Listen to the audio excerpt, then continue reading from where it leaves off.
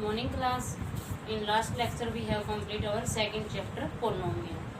आज हम रिवीजन में हमारा थर्ड चैप्टर स्टार्ट करेंगे pair of linear equation in two variable. इससे पहले बच्चों आप अपना फर्स्ट और सेकंड चैप्टर साथ के साथ कंप्लीट करें और जो थर्ड चैप्टर आपका दोबारा से रिवीजन के लिए स्टार्ट किया जा रहा है उसको अगर किसी बच्चे ने पहले नहीं किया है तो अपना अटेम्प्ट करें ताकि आगे जो सिलेबस स्टार्ट कंटिन्यू चलेगा उसमें आप कंटिन्यू रहें। अब हम हमारा टॉपिक स्टार्ट करते हैं pair of linear equation in two variable. कल हमने हिंट में भी दिया था पेयर ऑफ लीनियर इक्वेशन यानी कि हम क्या रीड करेंगे, लीनियर इक्वेशन क्या होती है आपकी जिनमें वेरिएबल की डिग्री हाईएस्ट 1 होती है। किसके साथ रीड करोगे? टू वेरिएबल के साथ विद पेयर। ये क्या आपकी सिंगल एक इक्वेशन है। अगर हम सिर्फ इस इक्वेशन को डिस्कस करते हैं तो हमारा टॉपिक सिर्फ यही रहेगा लीनियर इक्वेशन इन टू वेरिएबल। हम डिस्कस कर रहे हैं पेयर ऑफ लीनियर इक्वेशन यानी कि पेयर कंप्लीट करने के लिए आपके पास क्या आएगी, एक और लीनियर इक्वेशन मिलेगी सेम वेरिएबल के साथ। Let us suppose that is a dash x plus b dash y plus c dash is equal to 0। ये क्या है? ये पूरा दो इक्वेशन है, लेकिन अगर आप इस सिस्टम को पेयर में देखेंगे तो आपके पास सिर्फ एक कंप्लीट पेयर है। अब हम इन लाइंस को देखेंगे with the help of x and y. Variable की हेल्प से में ये लाइंस कैसा कैसा नेचर दे रही है। आपने 9th क्लास में रीड भी किया होगा। दो लाइंस को अगर आप एक साथ रखते हो तो अगर क्या क्या फिगर मिलती है आपको, क्या क्या रिप्रेजेंटेशन मिलती है। दोनों लाइन एक दूसरे को काट सकती हैं। दोनों लाइन का नेचर कैसा हो सकता है, एक दूसरे के पैरेलल हो सकता है, या फिर दोनों लाइन एक दूसरे को टच करती हुई जा सकती है, दोनों एक दूसरे के साथ। तो ये क्या होंगे, ये अलग अलग टाइप से लाइंस के नेचर हैं दोनों लाइंस के लिए। तो यहाँ से देखो दोनों कट कर रही है, सिर्फ एक पॉइंट पे इंटरसेक्ट कर रही है ना, तो ये सिर्फ अलग नेचर होगा। ये क्या है, दोनों एक दूसरे से अलग जा रही है, दोनों अलग अलग डायरेक्शन में है। ये कैसी होंगी आपकी पैरेलल लाइन। और यहाँ से दोनों लाइन को इंसिडेंट यानी कि एक साथ मूव कर रही है, तो इसका मतलब कैसा ये नेचर होगा इनका, को इंसिडेंट लाइंस। इस चैप्टर में हम इन लाइंस को ही सॉर्ट आउट करेंगे। सेकंड क्या करेंगे, हम इनमें जो हमारे वेरिएबल हैं गिवन कंडीशन के अकॉर्डिंग उन वेरिएबल को फाइंड करेंगे। आपकी फर्स्ट एक्सरसाइज क्या है? फर्स्ट एक्सरसाइज में जो आपको प्रॉब्लम दी गई है उनके लिए हमें लाइन रिप्रेजेंट करके दिखानी है। जो आपकी लाइन है वो कैसा नेचर दे रही है, पैरेलल है या फिर आपकी इंसिडेंट को इंसिडेंट है या फिर इंटरसेक्टिंग लाइन है। और फर्स्ट क्वेश्चन इज क्या आपका एक्सरसाइज का फर्स्ट क्वेश्चन क्या है student? Aftab tales his daughter 7 years ago I was 7 times as old as you were then। क्या कह रहा है आपको? कुछ कंडीशन दी गई है, उन्हें हमें ड्रॉ करना है। तो यहाँ से I repeat, Aftab tales his daughter 7 years ago I was 7 times as old as you were then। यानी कि आफ्ताब ने अपनी बेटी के सामने कंडीशन रखी है, वो हमें रिप्रेजेंट करनी है। कंडीशन क्या है? 7 years ago, पास्ट की बात बताई जा रही है। और मैंने जब आपको ये लेक्चर स्टार्ट करवाया था तब भी बताया था एगो बिफोर की अगर बात हो रही हो तो वहां पे आप क्या करोगे, पास्ट में जा रहे हो, वो चीज हैपन हो चुकी है, उसके लिए आप क्या करेंगे, माइनस करेंगे। और अगर आपका आता है लेटर टिल नाउ आफ्टर, तो वो चीज क्या होगी, फ्यूचर में आएगी, एडअप होगी ना। तो उसके लिए आप क्या करोगे, इस चीज को जितना भी आपको टाइम दिया गया है 3 years 3 month 4 month 5 month, जितना भी आपको टाइम दिया गया वो आप ऐड करेंगे। नेक्स्ट कंडीशन क्या है? Also 3 years from now. ये कंडीशन क्या आ गई आपकी? ऑल्सो 3 years फ्रॉम नाउ, यानी कि 3 साल से लेकर अब तक कंटिन्यू वो चले जा रही है। I shall be 3 times as old as you will be, यानी कि वो उनकी बेटी के कितने हो जाएंगे, 3 times 3 गुना हो जाएंगे उनकी बेटी की एज के। तो यहाँ से हमारे पास क्या होना चाहिए, आफ्ताब की और उसकी बेटी की एज रिप्रेजेंट करनी है हमें। तो सबसे पहले क्या अज्यूम करोगे, लेट द प्रेजेंट एज, यानी कि प्रेजेंट की अगर आप एज मान लेते तो उससे पहले की भी बता दोगे और उससे बाद की भी। Let the present age of Aftab क्या मान लोगे, x years विद यूनिट। उसकी डॉटर की क्या मानोगे, let the present age of his daughter y years। हमें निकालना क्या है, एज ही फाइंड करनी है, एज ही ड्रॉ करनी है। इस प्रॉब्लम को क्या करना है, represent this situation algebraically and geometrically. Algebraically का मतलब होगा ये जो आपकी जनरल फॉर्म है दोनों इस फॉर्म में, और ग्राफिकली ज्योमेट्री का मतलब होगा ग्राफिकली हमें वो चीज रिप्रेजेंट करनी है। अब हम जो आपकी गिवन कंडीशन है उनका यूज करके अलजेब्रिक एक्सप्रेशन निकालेंगे। तो क्या गिवन कंडीशन है, 7 years ago यानी कि 7 साल पहले।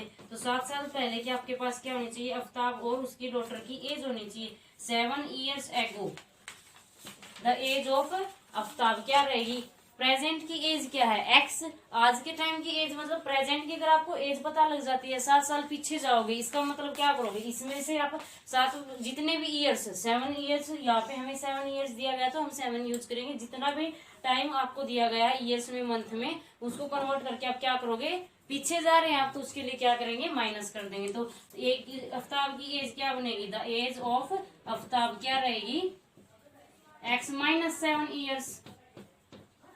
सेकंड क्या कह रहा है, 7 years ago डॉटर की क्या रहेगी, 7 years ago आफ्ताब की डॉटर की क्या रहेगी, y माइनस 7 ईयर्स। क्यों, क्योंकि हमने जो प्रेजेंट की दोनों की एज मानी हुई वो कितनी है, x ईयर्स और y ईयर्स। तो हमें 7 साल पीछे जाना, तो उसके लिए क्या करोगे, दोनों में से 7 माइनस कर देंगे। नेक्स्ट कंडीशन क्या है, अब इस ये जो एज मिल गई आपको, इसके ऊपर क्या कंडीशन बोली गई है, I was 7 यानी कि Aftab was 7 time as old as his daughter. तो यानी कि 7 टाइम किसकी एज का 7 टाइम है, वो खुद की बेटी की एज का कितना है, 7 टाइम। तो यहाँ से कंडीशन क्या बन जाएगी, y माइनस x माइनस 7 यानी कि एज ऑफ आफ्ताब किसकी 7 टाइम्स, टाइम्स का मतलब क्या होगा, उसका इतने टाइम्स गुना हुई है, तो वहां से क्या करोगे, उसकी मल्टीप्लाई कर दोगे। ये आपको क्या मिल जाएगा, फर्स्ट एक्सप्रेशन मिल गया। Now we will sort out this, क्या मिलेगा, 7y माइनस 49। यहाँ से क्या मिल गया, x minus 7 minus 7 plus 49 is equal to 0। ये क्या मिल गया आपको, x minus 7 9 plus 42 is equal to 0। तो ये क्या आ गया आपको, आपके पास कंपेयर करो, यहाँ से a1x plus b1y plus c1 is equal to 0। यहाँ क्या है, x minus 7y plus 42 is equal to 0। सिर्फ a b c ही चेंज हो रहे हैं, x y आपके वेरिएबल फिक्स हैं। यानी कि ये क्या है, लीनियर इक्वेशन इन 2 वेरिएबल। हमें कंप्लीट क्या करना है, पेयर कंप्लीट करना है, यानी कि एक इक्वेशन और चाहिए, वो कौन देगा आपको, सेकंड कंडीशन। सेकंड कंडीशन क्या बन रही है आपकी, also 3 years from now I shall be 3 times as old as you will. यानी कि 3 साल से लेकर अब तक वो अपनी बेटी की एज का कितना है, 3 times है। तो यहाँ से क्या करोगे, आफ्टर के लिए और 3 years फ्रॉम नाउ से क्या करेंगे, हम एड अप कर देंगे। तो यहाँ से चेंज क्या करोगे आप, 3 years from now age of Aftab क्या रहेगी,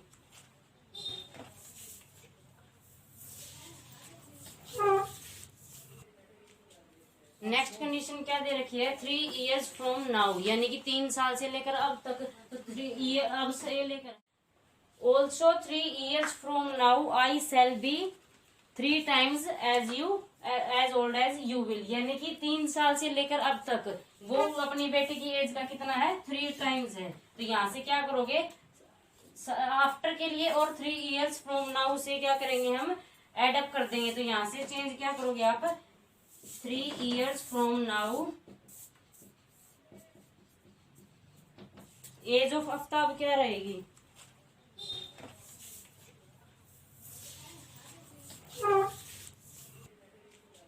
नेक्स्ट कंडीशन क्या दे रखी है, 3 years फ्रॉम नाउ यानी कि 3 साल से लेकर अब तक। तो 3 year अब से लेकर हैंड से लेकर क्या करेंगे, हम एड अप करेंगे। तो यहाँ से आफ्ताब की एज क्या बन जाएगी, age of Aftab will be x plus 7। Present age क्या थी, x और अब कितने साल से काउंट कर रहे हैं हम, 3 years से लेकर। तो यहाँ से क्या करोगे, x प्लस 3 आफ्ताब की हो जाएगी, उसकी डॉटर की क्या रहेगी, age of his daughter will be y plus 3 years। Now condition क्या थी, आफ्ताब की age from 3 years now 3 times हो जाएगी उसकी बेटी की। तो यहाँ से कंडीशन में फॉर्मेट करोगे तो क्या रहेगा, x plus 3 is equal to 3 into y plus 3। इसको सॉर्ट आउट करने के बाद क्या मिल जाएगा, 3y प्लस 9। जब आप लेफ्ट हैंड साइड में ट्रांसपोज करोगे, you get x minus 3y is equal to plus 3 minus 9 is equal to 0। यहाँ से क्या करोगे, x minus 3y minus 6 is equal to 0। ये क्या आ जाएगी, सेकंड कंडीशन से आपको सेकंड इक्वेशन मिल गई, और ये आपको फर्स्ट कंडीशन से फर्स्ट कंडीशन मिल गई थी। अब देखो इन दोनों को कंपेयर करो, दोनों क्या है, लीनियर इक्वेशन है with 2 variable x and y। दोनों डिफरेंट डिफरेंट हैं, कंप्लीट क्या हो जाएगा आपका, एक पेयर हो जाएगा। अब हमें इस पेयर को ज्योमेट्रिकली रिप्रेजेंट करना है, इसका नेचर कैसा होगा। ज्योमेट्रिकली रिप्रेजेंट करने के लिए मतलब कि आप ग्राफ पे प्लॉट करोगे, और ग्राफ पे प्लॉट करने के लिए आपके पास क्या होने चाहिए, पॉइंट्स होने चाहिए। वो पॉइंट्स कौन देगा आपको, एक्स वाई। तो यहाँ से आप एक्स वाई इन दोनों के लिए अलग अलग सॉल्यूशन निकालेंगे। सबसे पहले फर्स्ट के लिए निकालो, उसके बाद सेकंड के लिए निकालो।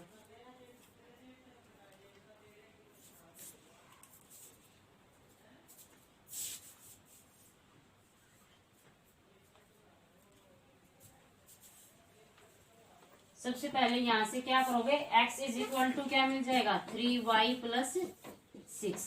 यहाँ से x की वैल्यू मिल गया आपको। इसके सॉल्यूशन कैसे फाइंड करोगे, जैसे जैसे आप x y की वैल्यू देते जाओगे वैसे वैसे आपको दूसरे वेरिएबल की वैल्यू मिल जाएगी। यहाँ से क्या मिलेगा, y जब आपने 0 पुट किया, this is your x, this is your y की वैल्यू हमने 0 पुट कर दी, x क्या मिल गया, 3 into 0 plus 6 gives you 6।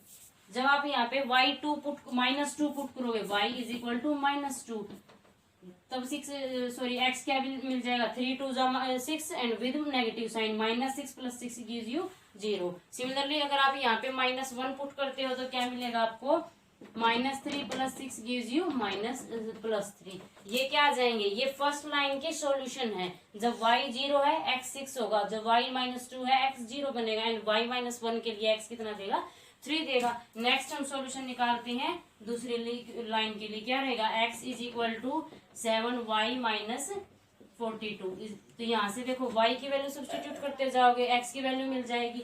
x क्या, y क्या दोगे, ऐसी वैल्यू दोगे जिसको ड्रॉ करने में आपको दिक्कत नहीं होगी, यानी कि आप प्रेफरेंस दोगे इंटीजर को, ताकि आपको इंटीजर ही मिले। तो यहाँ से y आप सब्स्टिट्यूट करोगे 6, तो क्या मिल जाएगा, 6 7 जा क्या रहेगा, 42, and 42 minus 42 gives you 0। Similarly यहाँ पे आप y 5 पुट करते हो, क्या मिल जाएगा, 7 5 जा 35, और 42 में से 35 माइनस करोगे, क्या मिल जाएगा आपको, x की वैल्यू क्या आ जाएगी आपके पास, -7। सिमिलरली आप 4 पुट कर सकते हो, -6 पुट कर सकते हो, -5 पुट कर सकते हो, इंटीजर में कोई भी वैल्यू पुट कर लो। 7 की जगह 7 पुट करो, क्या मिलेगा आपको, 7 7 जा 49, और 49 में से 42 माइनस करोगे, क्या मिल जाएगा, 7। These are the solution of this line and these are the solution of this line. और सॉल्यूशन से मतलब क्या है, ये पूरा क्या बन जाएगा आपका, कोऑर्डिनेट होगा। ये आपका क्या रहेगा, सेकंड कोऑर्डिनेट होगा। और ग्राफ पे आपको पता है कोऑर्डिनेट्स को कैसे प्लॉट करते हैं। तो यहाँ से आप ये क्या रहेगा, 1 2 3 4 5 6 7। स्केल जब आप ड्रॉ करोगे यहाँ से, तो बीच में जो वैल्यू होगी, जो ओरिजिन, इसको आप ओरिजिन बोलते हो, जहाँ पे x भी 0 रहता है और y भी 0 रहता है, यहाँ से चारों तरफ की डिस्टेंस, चारों पार्ट की distance, x negative, x positive, y negative की डिस्टेंस हमेशा इक्वल रहेगी। वो चाहे आप 10 इंटरवल लो या फिर 20 इंटरवल लो, वो आपके ऊपर डिपेंड है। ये क्या देगा आपको, y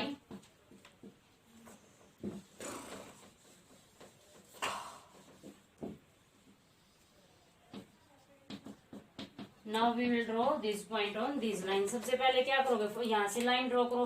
x 6 है तो y कितना दे रहा है, 0, और y 0 कहाँ पे होगा, पूरी की पूरी x एक्सिस पे। x 6 कहाँ पे आपका, इस पॉइंट से 6 स्टेप चलोगे, ये क्या जाएगा आपका, x 6 y 0। सेकंड क्या है, x 0 y x 0 कहाँ पे होगा आपका, पूरी की पूरी y एक्सिस पे। x 0 है, उस टाइम पे आपको y कितनी वैल्यू दे रहा है, -2, और आपको पता है y नेगेटिव कहाँ पे रहेगा आपका, बिलो द ओरिजिन, यानी कि डाउनवर्ड। तो यहाँ से क्या पॉइंट बन जाएगा, ये पॉइंट होगा। सेकंड थर्ड पॉइंट क्या है, 3 और -1, यानी कि x की वैल्यू 3 है, y कितना दे रहा है, -1।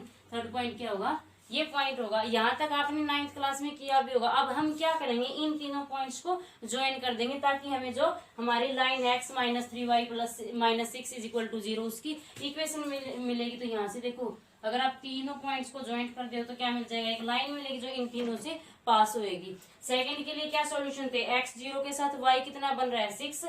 x 0 कहाँ पे होगा, मैं फिर से रिपीट कर रही हूँ, पूरी की पूरी y एक्सिस पे। तो यहाँ से पॉइंट क्या रहेगा आपका, फर्स्ट पॉइंट ये होगा। सेकंड पॉइंट क्या है, x -7 के साथ y कितना दे रहा है, 5। x -7 कहाँ है, यहाँ पे होगा आपका, और 5 कहाँ रहेगा आपका, ये क्या हो जाएगा आपका सेकंड पॉइंट हो जाएगा। थर्ड क्या है, x7 के साथ y कितना दे रहा है आपको, 7 दे रहा है। x7 कहाँ पे होगा आपका, ये वैल्यू देगा, यानी कि फर्स्ट क्वाड्रेंट में। आपको क्वाड्रेंट पता होने चाहिए। Now we will join this points, we get a line. तो यहाँ से क्या मिलेगा आपको, ये क्या मिल जाएगी आपको, एक लाइन मिल जाएगी। अब देखो पहली लाइन की इक्वेशन क्या है, x माइनस 3y माइनस 6। ये क्या है आपका, x minus 3y minus 6 is equal to 0। ये कौन सी लाइन है आपकी, x minus 7y plus 42 is equal to 0। दोनों लाइन क्या हो रही है आपकी, दोनों एक दूसरे से अपार्ट है, एक दूसरे से दूर है। दोनों का नेचर कैसा हो जाएगा, दोनों लाइन क्या है, पैरेलल लाइंस है। यही आपकी ज्योमेट्रिकल रिप्रेजेंटेशन है। ज्योमेट्रिकल रिप्रेजेंटेशन से आपने पहले अलजेब्रिकली दिखाना है इनको। अलजेब्रिकली आप इक्वेशन कैसे बना सकते हो, उसके बाद ग्राफ पे प्लॉट करके हम बताएंगे लाइंस का नेचर कैसा है। नेचर से मतलब होगा ये दोनों लाइन आपकी कैसे जा रही हैं, एक दूसरे से डिस्टेंस पे हैं तो पैरेलल होंगी। अगर एक दूसरे से को कट करती हैं तो क्या हो जाएंगी, इंटरसेक्ट होंगी। और अगर एक दूसरे के सारे सेम सॉल्यूशन के साथ पास हो रही है तो वो कौन सी हो जाएंगी, कोइंसिडेंट लाइन हो जाएंगी। कल हम इनके सॉल्यूशन डिफाइन करेंगे। यहाँ से पैरेलल लाइन है तो क्या सॉल्यूशन होंगे, सॉल्यूशन क्या होता है आपका। ओके स्टूडेंट, आप फर्स्ट एक्सरसाइज सॉर्ट आउट करेंगे। Thank you.